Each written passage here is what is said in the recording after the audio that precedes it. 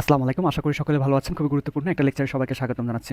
আজকে আমরা যে বিষয়টা নিয়ে আলোচনা করব সেটা হচ্ছে পিএইচপি সার্চ অপশনটি কীভাবে কাজ করে সেই বিষয়টা নিয়ে একটু আলোচনা করতে চাচ্ছি। লাইক আমার এখানে অনেকগুলো ডাটা রয়েছে, আমি জাস্ট এখানে একটা সার্চ করব। যেমন আমি যদি এখানে আমার নাম দিয়ে সার্চ করি তাহলে কিন্তু হচ্ছে এই যে আমার ডাটাগুলো শো করতেছে। দেখছেন আমার যা ডাটা রয়েছে এই টেবিলেতে, এই টেবিলটা ইভেন হচ্ছে আমার এখানে ডাটাবেজের ডাটাগুলো রয়েছে। আমি যদি একটু কন্ট্যাক্ট টেবিলে যদি আমি একটু দেখাই তাহলে আমি বুঝতে পারছি আমার এখানে ডাটাগুলো রয়েছে। আমি জাস্ট কী করতেছি, সার্চ দিয়ে ডাটাগুলোকে শো করাতে চাচ্ছি, ইভেন আমি সেটাতে সফল হচ্ছি। তো এই জিনিসটা কীভাবে কাজ করে সেই বিষয়টা নিয়ে একটু আলোচনা করতে চাচ্ছি। এখানে আমি যেটা করব সেটা হচ্ছে আমি সরাসরি ডাটাবেস থেকে ডাটা উত্তোলন করে সার্চ করব। এই টেবিলের এখানে কোনো কাজই হবে না, এখানে জাস্ট হচ্ছে আমি টেবিলটাকে শো করে রেখেছি। আচ্ছা, তো আমরা সরাসরি চলে যাবো এখন কোডিংয়ে। অ্যাট ফার্স্ট আমরা কোডিংয়ে যেটা করবো সেটা হচ্ছে কন্ট্যাক্ট ডট পিএইচপি যে পেজটা রয়েছে সেখানে দুটো ইনপুট ফিল্ড নেব। একটা হচ্ছে আমার সার্চ করার যে অপশনটা সেটা আমরা নিয়ে নেব। এখানে ইনপুট ফিল্ড নিয়েছি টেক্সট, দেন আমরা একটা বাটন নেব হচ্ছে সাবমিট করার জন্য একটা বাটন নেব। অবশ্যই দুটোর একটা ইনপুট নাম দেবো। যেমন হচ্ছে আমি এখানে একটা ইনপুট ফিল্ডের নাম দিয়েছি, সেটা হচ্ছে name search value. That's mean পরবর্তীতে আমি একটা বাটনের নাম দিয়েছি নেম বাটন। আচ্ছা, তারপর আমি যে কাজটা করবো আমার এতটুকু বুস্টআপ দিয়ে করা। তারপর হচ্ছে আমি জাস্ট এখানে একটা ইনপুট ফিল্ড নিয়েছি আর এখানে একটা বাটন নিয়েছি, এতটুকুই করে রাখবো।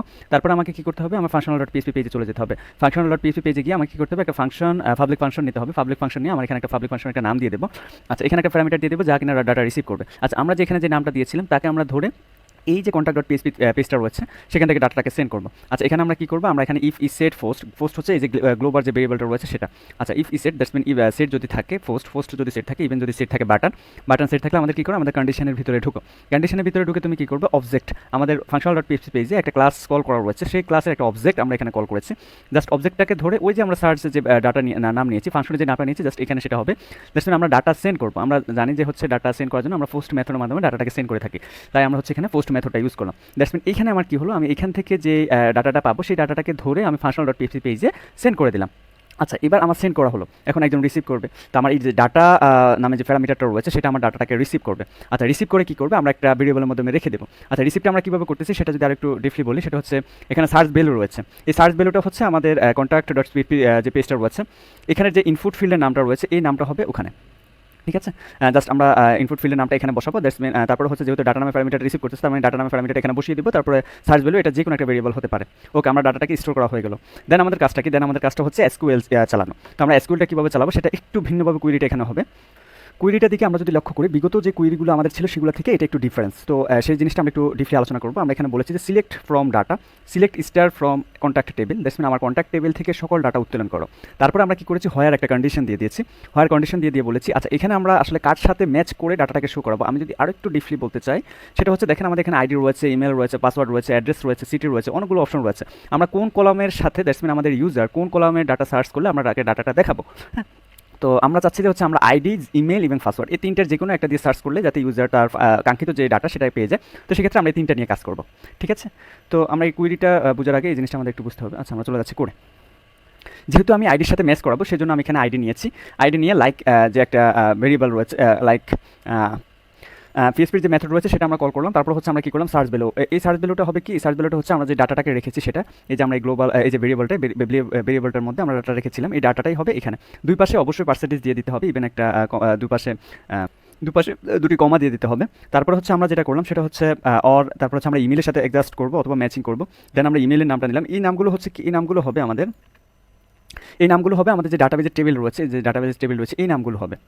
ওকে, আচ্ছা, তারপর হচ্ছে আমরা চলে যাই কুইরিটাতে ছিলাম। আচ্ছা, তারপর হচ্ছে লাইক এখানে সার্চ ভ্যালুটা আবার দিয়ে দেবো। এখানে যে সার্চ ভ্যালুটা কপি করে এনে এখানে দিয়ে দিলাম। তারপর হচ্ছে আমরা চাচ্ছি যে পাসওয়ার্ড যদি কেউ সার্চ করে দ্যাটস মিন তারপর যাতে তার ডাটাটা শো করে, এই জন্য আমরা এখানে পাসওয়ার্ড দিলাম। তারপর হচ্ছে লাইক দিলাম। তারপর পূর্বের নেই আমরা এখানে সার্চ যে ভ্যালুটা রয়েছে সেটা আমরা এখানে পেস্ট করে দিলাম। তো আমরা এইভাবে অনেকগুলো অপশন দিতে পারবো যে হচ্ছে যে আমরা চাচ্ছি যে যার সাথে অ্যাডজাস্ট করে অথবা যার সাথে ম্যাচিং করে ডাটাটাকে শো করাবো অথবা ইউজার সেটা লিখে সার্চ করবে সেটাই আমরা এখানে করতে পারবো। আমরা এখানে চাইলে অনেক কিছু আরও নতুনভাবে অ্যাড করতে পারি। আচ্ছা, আমরা জাস্ট তিনটা নিয়ে কাজ করতেছি।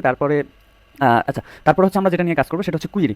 আমরা জানি যে ডাটাবেজে আমরা যখন কোনো এসকিউএল চালাই তারপর হচ্ছে আমাদের কী করতে হয়, একটা কুইরি সেন্ড করতে হয়। আচ্ছা, কুইরিটা আমরা কীভাবে চালালাম, এখানে MySQL কুইরি, কারণ হচ্ছে ডাটাবেজের কানেকশন, আর এসকিউএল হচ্ছে এই যে এসকিউএলটা রয়েছে সেটা।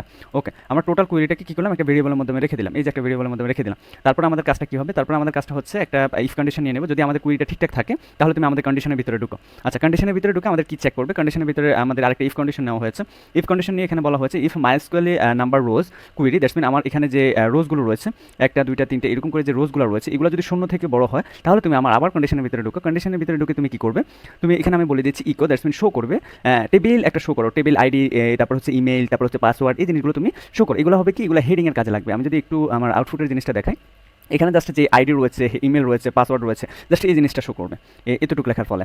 আচ্ছা, তারপরে আমরা যেটা করবো এখানে একটা MySQL ফেচ অ্যাসোস, আমরা জানি যে হচ্ছে আমরা যখন ডাটাবেজে ডাটা কুইরি চালাই তখন আমাদের ডাটাগুলো অ্যারে আকারে আসে, সেগুলোকে ভেঙে বিভিন্ন জায়গায় স্থানান্তর করার জন্য আমাদেরকে কী করতে হয়, সেখানে MySQL ফেচ অ্যাসোসের মাধ্যমে ডাটাগুলোকে ভেঙে ভেঙে বসাতে হয়। তো সেটার জন্য আমরা কী করলাম, এখানে MySQL ফেচ অ্যাসোস কুইরি নিয়ে নিলাম। আর হোয়াইল লুপটা কেন নিয়েছি সেটা একটু পরে বলি।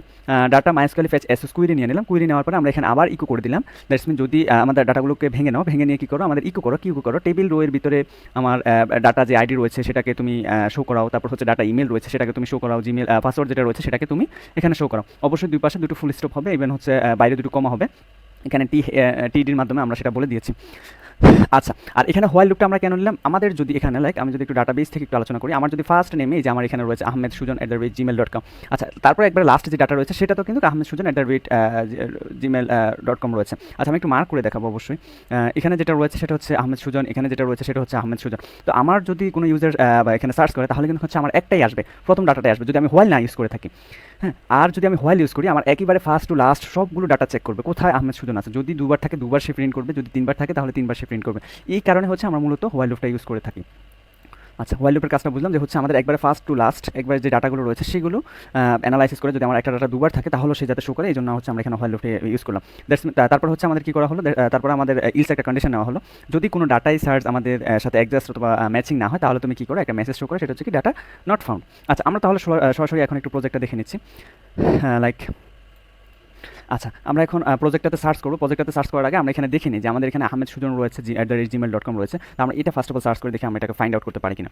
আচ্ছা, আমরা এখানে এটা সার্চ করলাম, এখানে চলে আসছে। আচ্ছা, আমরা এখানে সার্চ করলাম, হ্যাঁ আমাদের এখানে কিন্তু চলে এসেছে। আমরা যদি দেখতে পারি যে হচ্ছে এখানে চলে আসছে। এখন আমরা একবারে আসতো, যদি আমরা হোয়াইল লুপটা ইউজ না করতাম তাহলে হতো কি আমাদের এই শুধু প্রথম যে লাইনটা রয়েছে সেটা আসতো, দ্বিতীয় যে লাইনটা সেটা কিন্তু আসতো না। তো আমরা হোয়াইল লুপটার কারণে দ্বিতীয় লাইনটা আনতে সক্ষম হয়েছি। আচ্ছা, তারপরে যদি আমরা এখানে যদি আমাদের যে একটা নাম নেই, তাহলে আমি যদি এখানে নেই অথবা নো লিখি তাহলে হচ্ছে এখানে যদি আমি সার্চ করি data not found, that's mean আমাদের ডাটাবেজে যে আমাদের ডাটাবেজে নেই নামে কোনো অপশন নেই অথবা নেই নামে কোনো লেখা আমরা কিন্তু এন্ট্রি করিনি, এই জন্য হচ্ছে এখানে ডাটা নট ফাউন্ড, কোনো অ্যাডজাস্ট হয়নি এখানে সার্চ, আমাদের সার্চের সাথে ডাটাবেজের সাথে কোনো ডাটা হিট করেনি, এই জন্য হচ্ছে কী হয়েছে আমাদের এখানে ডাটা নট ফাউন্ড দেখাচ্ছে। আচ্ছা, আমরা যদি আরেকটা কন্ডিশন দেখি যেখানে আমাদের info@gmail.com রয়েছে, সেটা যদি আমরা লিখে সার্চ করি, আচ্ছা এতটুকু লিখলেও আসার কথা, দেখি আসে কিনা। হ্যাঁ, চলে এসেছে।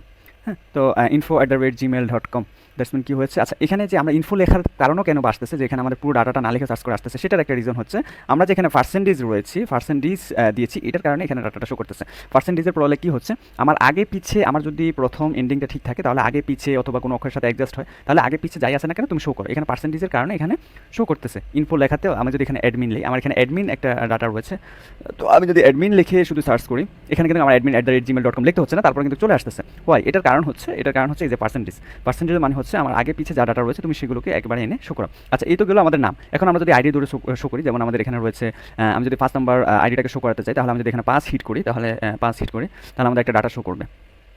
আচ্ছা আচ্ছা, দেখেন আমরা যখন 5 লেখে হিট করলাম আমাদের কিন্তু হচ্ছে এক্স্যাক্টলি এই ডাটাটা শো করার কথা, জাস্ট এই ডাটাটা শো করার কথা, কিন্তু এখানে পিএইচপি কি হাই কমান্ডলি কাজ করতেছে আমরা যদি একটু দেখি, সেটা হচ্ছে আমাদের এই ডাটাটাকে না শো করে, যেহেতু আমরা পাসওয়ার্ডের সাথে অ্যাডজাস্ট করতেছি, ও পাসওয়ার্ডটাকেও অ্যানালাইসিস করে অ্যাডজাস্ট করে সেখানে শো করতেছে। দেখেন এখানেও কিন্তু 5 রয়েছে, এখানেও 5 রয়েছে, দ্যাটস মিন এইটাকেও সে শো করে দিয়েছে, এখানে 5 রয়েছে, এই জন্য হচ্ছে এখানে আমাদের কিন্তু শুধু এই ডাটাটা শো করার কথা ছিল, হ্যাঁ, বিকজ আমরা 5 হিট করেছিলাম, কিন্তু আমাদের এই ডাটাটা কেন সে শো করালো, অথবা এই ডাটাটা কেন সে শো করালো, এই ডাটাটা কেন শো করালো, বিকজ অফ এখানে আইডি নাম্বারটা ডিফারেন্স হতে পারে, বাট পাসওয়ার্ডের এখানে 5 ইনক্লুডেড রয়েছে, এই যে 5 ইনক্লুড রয়েছে, 5 ইনক্লুড রয়েছে, 5 ইনক্লুড রয়েছে।